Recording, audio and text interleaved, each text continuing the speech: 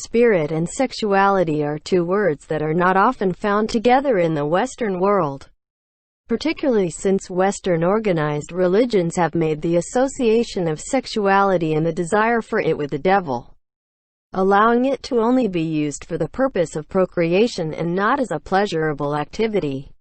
Even though today most Western societies are now secular, this trailing feeling still exists today, whereas there are still ingrained feelings of guilt and shame in regards to sexuality.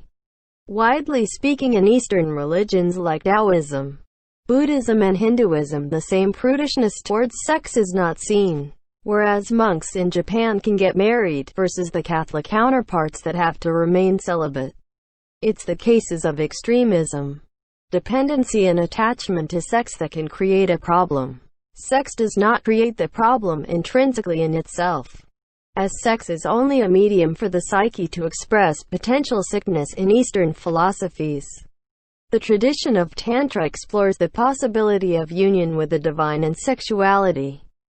Even though the Tantric exploration encompasses more than sex, most people in the Western world make the association of the word sex when they think of Tantra.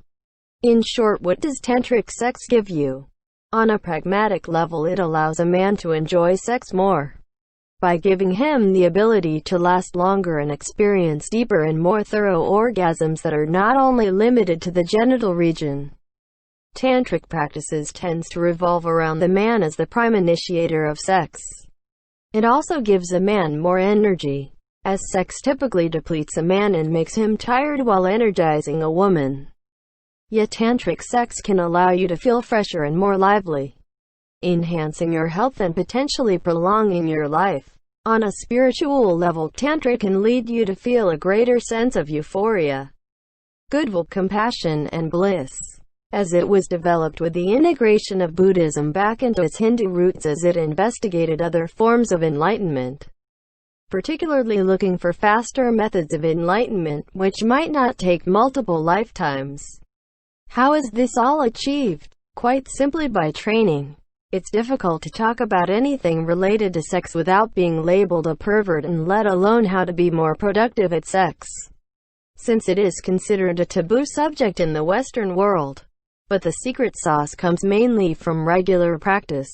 The first step in training Tantra is gaining control of a man's ability to ejaculate, which employs the same muscles that a man uses to control his urination. As a man was once a toddler, he would not have the ability to stop himself from peeing in his own pants whenever the urge would arise. This muscular control needed to be trained. So in the interim, diapers and toilet training were necessary, until he could control his urination reflex when the circumstances were not appropriate. Just like we had to develop our muscles and coordination to walk, those same muscles can be developed further if you want to become a world-class sprinter. As there are various levels of development, the same goes with control and strength of the muscles that control ejaculation, which constitutes the regular practice of Tantra. Once the muscles are well developed, the energy of the orgasm can then be moved up through the body and through the different chakra energy centers, which can be done with the training and focus of the mind, where the energy can then nourish other areas of the body and provide a greater span of euphoric orgasmic feelings in the body. This mental focus is achieved through the practice of meditation.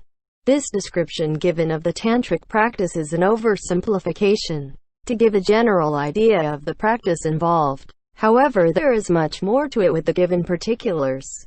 To explore this subject further, one needs to thoroughly study and practice for years on end.